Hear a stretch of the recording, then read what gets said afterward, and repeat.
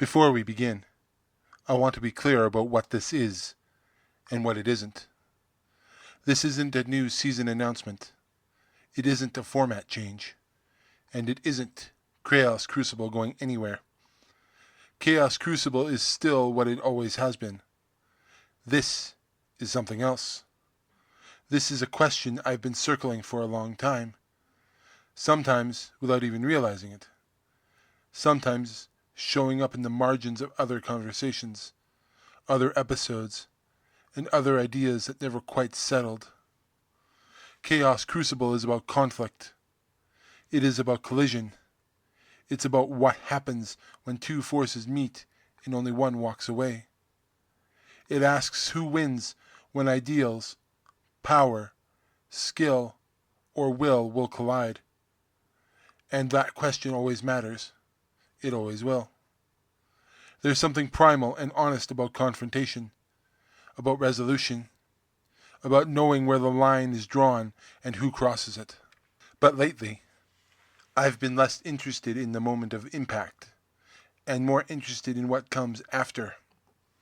After the winner is decided, after the system steps in, after the story tells us everything is resolved, after the credits roll and we're meant to feel safe again.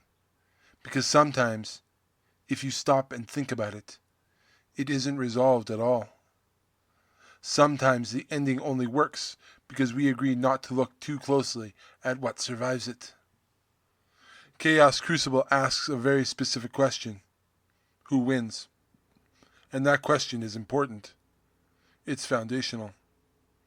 But there's another question that keeps surfacing once the dust settles, once the adrenaline fades, once the spectacle is over. What does the world have to live with now? What has been broken, altered, or normalized in order for that victory to exist? And more importantly, who pays the price for it? That is the question where the absolute question comes from. Most stories are built to protect their worlds. If something breaks too badly, the narrative intervenes. A hero arrives just in time. A mistake is undone. A rule is bent. A system reassures us that in the end, it still works. That order survives. That justice, somehow, has been preserved. And you know what? That's comforting. We want to believe that the world can absorb damage without changing. We want to believe consequences are temporary. But comfort isn't always honest. So I wanted to explore something different.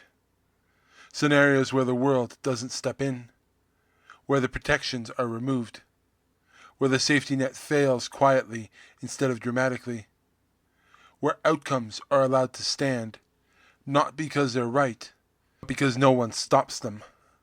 Not to be cruel, not to be edgy, but to be truthful.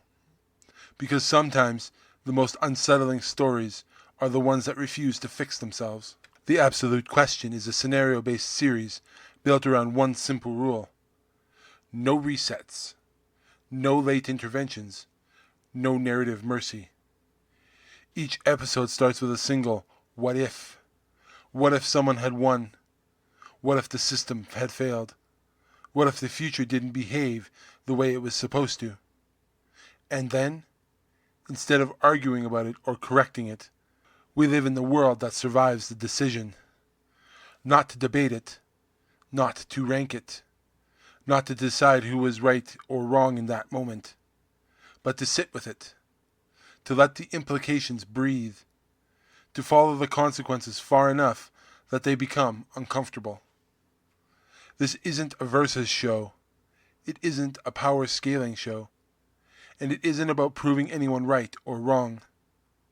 Sometimes it's just me, thinking out loud, following a thought until it stops being real. Sometimes it's a conversation with a guest who brings a different lens, a different discomfort, a different set of questions. But every episode ends the same way, with an answer. Not a clean one, not a comfortable one, but an absolute one. The kind of answer that doesn't let you reset the board and will pretend nothing happened. You'll hear names you already recognize. Clyde Shelton, John Anderton, pre-crime. Not because they're popular, and not because they're controversial for the sake of it, but because they exist at fault lines between justice and revenge, between control and freedom, between fear and safety, between intention and consequences. And instead of asking what they should have done, we ask something harder. What happens if the world had to live with what they did? This series lives alongside Chaos Crucible for a reason. Chaos Crucible asks who wins the fight. The absolute question asks whether the fight should have happened at all. They don't compete. They compete against each other. One is about collision. The other is about aftermath. One answers the clash. The other listens to the echo. This episode isn't the beginning of the story. It's the beginning of a lens, a way of looking into familiar worlds and asking unfamiliar questions. Episode 1 is coming soon. For now, this was just the question. And if you're still thinking about it, if it followed you longer than you expected, if it made you uncomfortable in a way you cannot quite explain, then it's already doing its job. This is the absolute question.